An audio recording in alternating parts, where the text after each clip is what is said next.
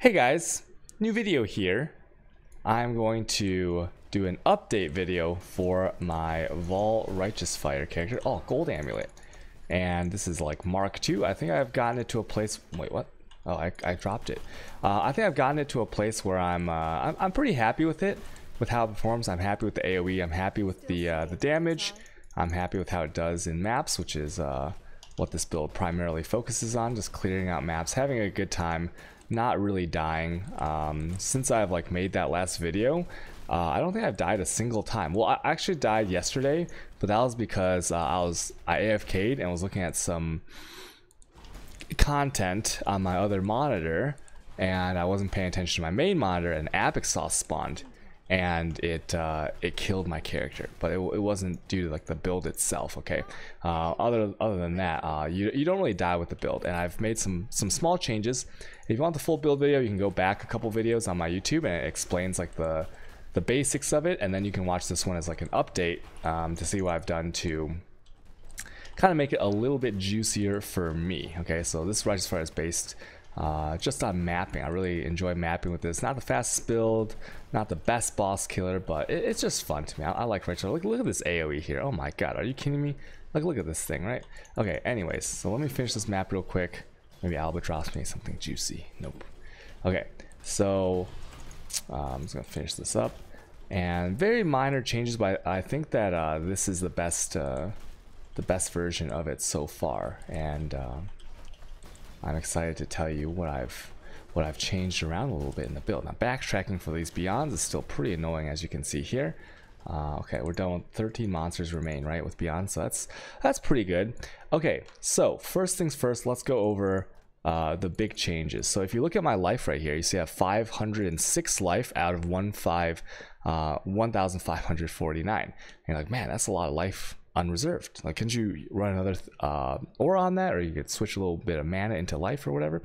And you could, but the reason I have this is because if you look right here, right, so I'm not like degenning or anything, but so my Righteous Fire is on. With this amount of life, I am still considered low life because I'm below 35%. I believe that if you divide this by this, it's like 32, 33%, something like that. So I'm considered low life. Now, why do I have like 30-something%? It's because when I hit my Vaal Righteous Fire, it takes away 30% of my life and ES. Now, ES doesn't matter, right? Because it regens so fast, so it like cuts off the top part here.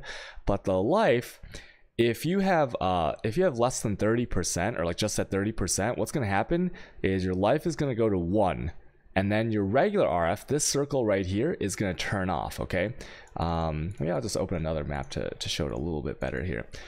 So it'll turn off, and it won't matter in the short term because your big Righteous Fire will be on, right? It turns on. It lasts for currently it lasts for 7.44 seconds, and it's still killing things, but when it runs out, you won't have this regular Righteous Fire going on, right? So what you'll have to do is you'll have to find a way to regen that health to turn it back on, because if it's at 1, you can't turn on your Righteous Fire unless you like go back to town and then zone back in. So what you have to do is you have to hit the key manually after either, if you're a trickster, you kill a monster, right? See this, recover 2% of maximum life on kill for Patient Reaper, and then it'll give you the life back necessary to turn it on. So that's like super annoying. So like what you saw from the previous video was that I'd hit my Righteous Fire, I'd kill one monster, and then I'd hit my regular Righteous Fire to turn it back on. Okay, and that just wasn't fun. I wanted my Righteous Fire to be on all the time, no matter what. And as of right now with this setup, if I go into a map and I turn on my Righteous Fire at the beginning, it's on forever. It's never going to turn off unless I die, okay, or like I exit the game or something like that. So it's really nice. And the Righteous Fire is stacked on top of the regular Righteous Fire when I activate it. So it's just like like way more damage, and it doesn't interfere with the regular build itself. And it's quite reliable, and it's more carefree, right? If you're mapping, I feel like you probably want to press as little buttons as possible, right? You're just like chilling, trying to make some runs. So anyways, that's why I have this much life reserved. Okay, now if you're the kind of person that doesn't really care about that, and like you're like, whatever, like I'm a trickster, I go and I kill a mob, and I just hit my Righteous Fire key again, then you can do that. That's no big deal either. what I've done is I've switched around the auras to do this. So before I had 235% auras on my life. Now what I've done is I put clarity, a level, you can do like 13, 14, I think you can do 15. I did Vaal clarity, this is actually important later, but Vaal clarity on here, linked to blood magic, vitality, and enlighten. So now I have 135% on my life, and I have the clarity on my life. Okay, and the clarity it's okay, it gives you a little bit of mana regen when you don't really have much. So as you can see, I can still channel this a little bit. And when's it gonna stop? There we go. There, now it stops and then like flickers on and off. Okay, but as you can see, it's a long time still, and like if you're not killing mobs in that time and with the Vaal clarity, then you might have bigger issues than this. But so that's what I've done. I've moved the I believe the purity. I used to have purity and vitality on my life, but I moved the purity of fire to manas, as you can see, and then the blasphemy flammability is still on mana as well. And so is my discipline's on mana. So I have 3 auras on mana and 2 auras on my life. Okay, clarity and vitality on life, everything else on mana. Okay, now your manas might be a little bit iffy if you don't have like a good enlighten or something, but you can just buy one of those forehead. And so that's the change in the aura setup. Okay, now why a Vaal clarity, right? So the Vaal clarity, if you look right here, it only takes 30 souls, not too bad. It'll probably prevent your Vaal righteous fire, the very first one in the map, from activating a little bit longer, right? Because now you're sharing souls, and it's kind of random which skill it goes to when you kill a monster, right? So like you'll have both these filling up at the same time, so you're gonna wait a couple more seconds to use your Vaal righteous fire at the beginning of the map, but that's not a big deal. And when you have the Vaal clarity, you almost never use this until you're in a bossing situation. So I'm using a soul catcher flask here, and this is how I'm maintaining my perma Vaal RF. And there's a couple of variations based on what gem you want to use instead of increased area effect. If you want to use increased duration, but I'll talk about that in a second. So the soul catcher, basically, when I press this flask here, I gain phasing, you see that? But this flask, it gives you 25% reduced soul cost during the effect, right? So what you'll see is like as you're getting souls, like the red filler in here will like just jump up because it requires less souls overall.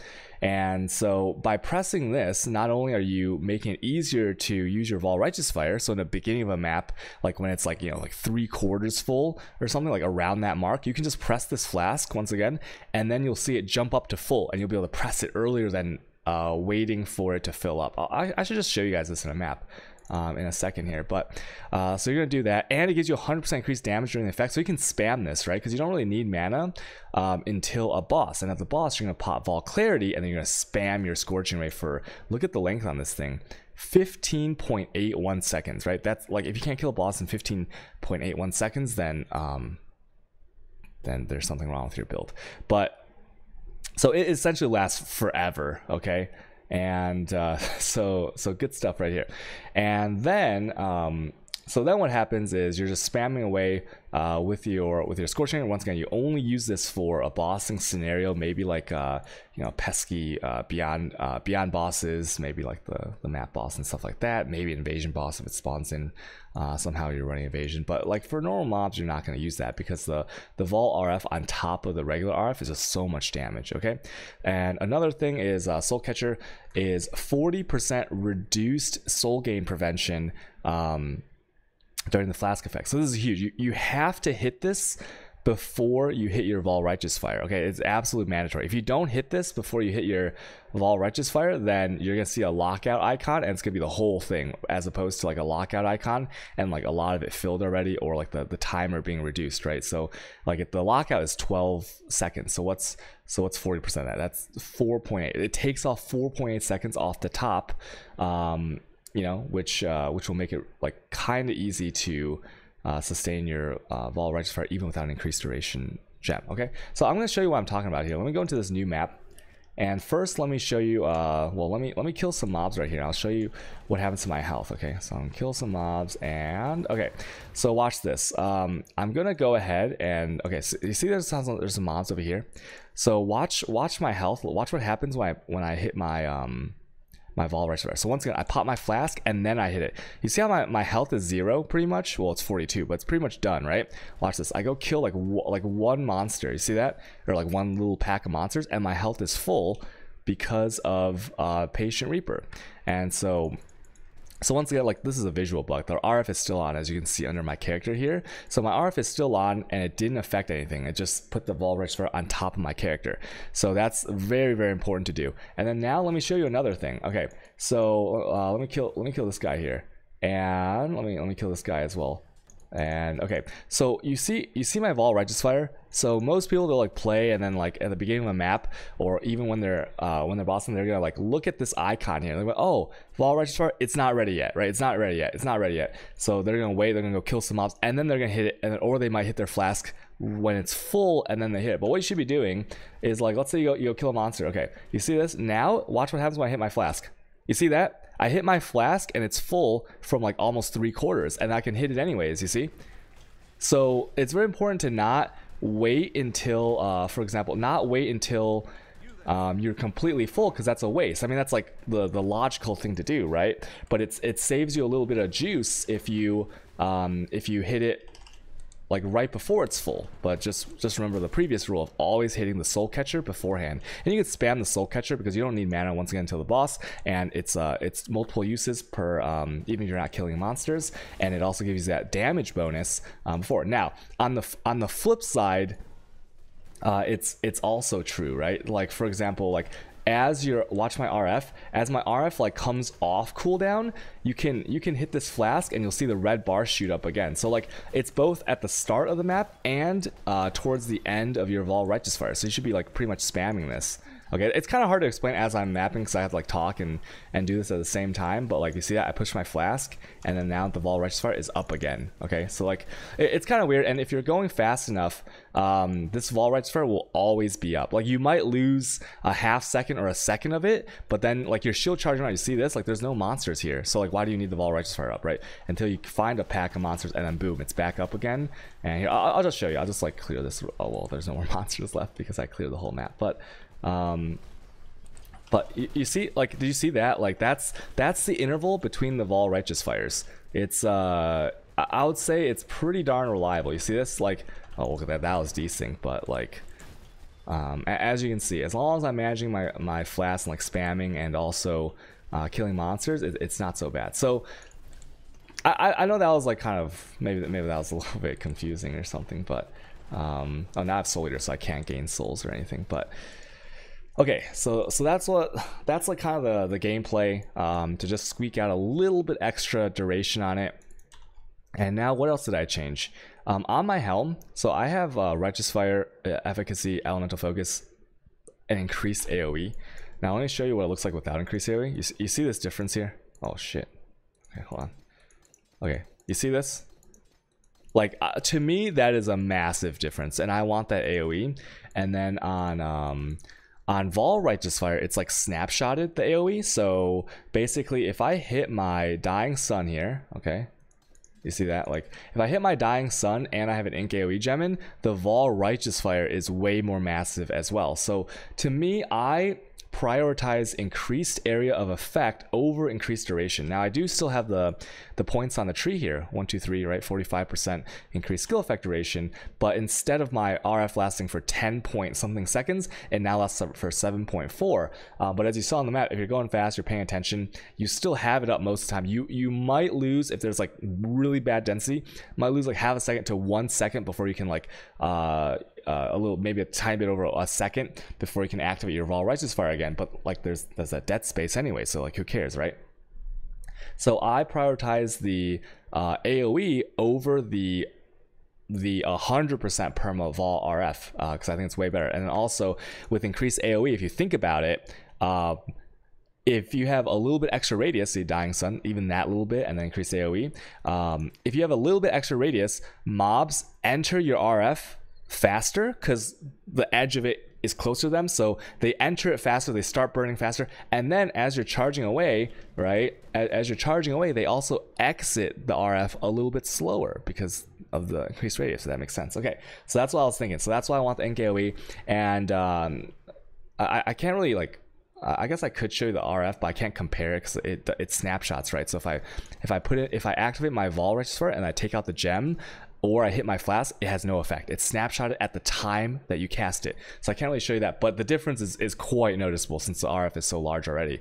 And so I like for map clear, it just felt a lot better. Now, once again, if you want to, you can switch out this increased AoE for an increased duration. 2023 is the best on that gem, and then you will go up to 10 point something seconds instead of 7.4, and then you'll actually have like face roll actual 100% Vaal RF. But I don't think that's the best choice. I think Ink AoE is better. Okay, so that's what I've changed on there. And that's about it. So that's the build now. It's pretty good. And another thing I'll say is, like, I guess, like, frequently asked questions, right? Like, I get a lot of questions about certain things, like, you know, trickster over occultist. I have a video about that previously if you want to watch that as well, about which one's better. But I would say, like, if trickster's like a 9, then occultist is a 8.95. You know, they're so close together that, you know, you can choose either one, whichever ascendancies you like better. Like, I like trickster just because, like, patient reaper. On occultist, okay, so you saw what I did with the life there. You know, I killed some mobs and I gained my life back. On occultist, if you do this mana reservation so you never lose your regular RF, you have to do a shield charge. So you take out Cooling Strike and you put in life gain on hit, and then occultist, you charge it to 1 pack, and then bam, like, all your life is regened. Okay, so that's how you regen life on occultist. You lose a little bit of attack speed, but you'll gain, like, I guess, like, technically a little bit easier life. What is this? Purity Flare. You'll gain a little bit of life, not regen. You'll gain a little bit of life, I guess, on hit that way, and it'll be really reliable, so you can pop your Vaal RF as many times as you want without worry. Okay, so you have to have that. Other things, like, it's like, hey, I keep degenning in hideout, you know, how do I stop that? Oh yeah, I gotta talk about that a little bit. I changed that. So discipline is linked to empower. Empower level 4 for a little bit extra ES. As you can see, if I take it out 9.8, I take it out 9.6, so like almost 200 ES from this empower. Now the stone golem is unlinked, because what happens, you see my mana right here, my mana is really low, right? I can cast my stone golem right there. I just cast a new one. If I link the stone golem, if this is 3 linked, I can't cast the stone golem because it costs too much mana, right? Because I'm more multiplier here. So I have to unlink these. So empower, discipline, and then stone golem is by itself. That's what I did there. And stone golem is very important. So the question of, like, how do I get regen? You know, I started the build, I'm degenning all over the place. You know, it really hurts. Now I will say this: no matter what, like, your regen, if it's bad, if it's decent, and you're still degenning, because of this node right here, 70% increased recovery. Once you kill a monster, it's going to be insane. Okay, like, you won't be degening if you just kill a monster, and that's how a lot of other people do it. So just kill really fast and you'll be fine. Now for regen, you're obviously gonna get places on the tree, right? So there's like a little bit of regen here. You can get like regen here. You can get regen right here. I guess like right here, but you're not gonna get this, right? You can get regen right here, and then. So it's just regen on the tree. You can also get jewels with regen. So Watcher's Eye, like a 2.5% max ES regen per second, is very important. Definitely get that one. Not that expensive. And you can also get a lot of max fire res. So you can get a Rubby Flask right here for max res. You can get +2 on the shield if it's a rare high ES shield. You can also get a On's Heritage, I guess, if you want, for +3, I guess, in life if you're life based. You can get Rise of the Phoenix. You can get like Saffles. Like, there's a lot of things you can do to up your max res. You could corrupt your chest for +1 max res if you want. I don't have that yet, but like, that is one thing you could do. You get a +1 max res amulet, I guess. So there's all these things that you could do to get your regen a little bit higher. Now I'll show you something right here. If I take out, like, watch my RF is on. Watch my health right here. If I take out my stone golem, you see that? I'm not degenning. Or I'm sorry, I'm not maintaining. It's going down very slowly, right? But I'm not net positive regen without my stone golem. With my stone golem, I'm positive by like 109, 108 or whatever. Okay, so look at that. See, now I'm full. So that's the thing. Like, I'm not really even full regen either, but I could be if I level up once and I get like this. See, 0.4 life regen. There's also 0.3 life regen here, but why would you take this when this has like better regen and mana regen, right? So like, you take a point here. Remember, you take this point here. Like, there's things you can do to get your regen up. Okay, max res is probably a better way to do that, but But of course, like if I hit my flask, my dying sun, or my sulfur, like I'm not gonna degen even in the map. Wasn't the only people ask like what map mods do you roll? The only map mod I ever reroll on rare maps is cannot regen, right? That is literally the only one. You can do you know, less regen, you can do minus max res, you can do all this stuff as long as you're killing monsters. And it's never been a problem with me. Like I've never come close to like dying because of these map mods. Okay, another thing is, what else do people ask? I already handled like the how do I regain my life thing, right? Life gain I hit if you're not trickster, killing monsters if you're trickster.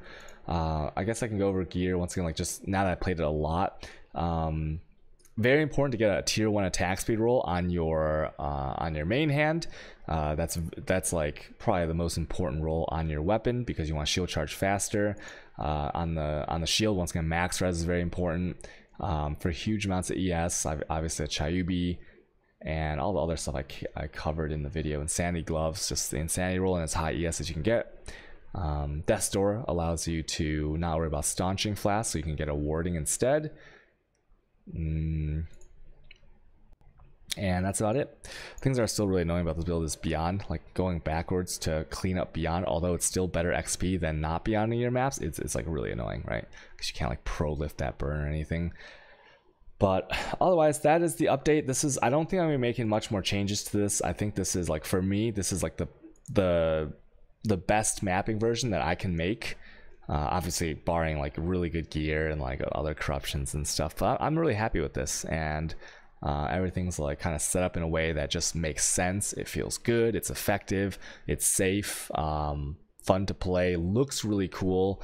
The Divine RF is like, I think like maybe one of the coolest ones. So like this one and the Celestial RF, that kind of hurts your eyes after a few hours, but there's no doubt that it looks really cool. So that's the video, and yeah. If you have more questions, stream every day. Twitch.tv/cutedog_. And bye.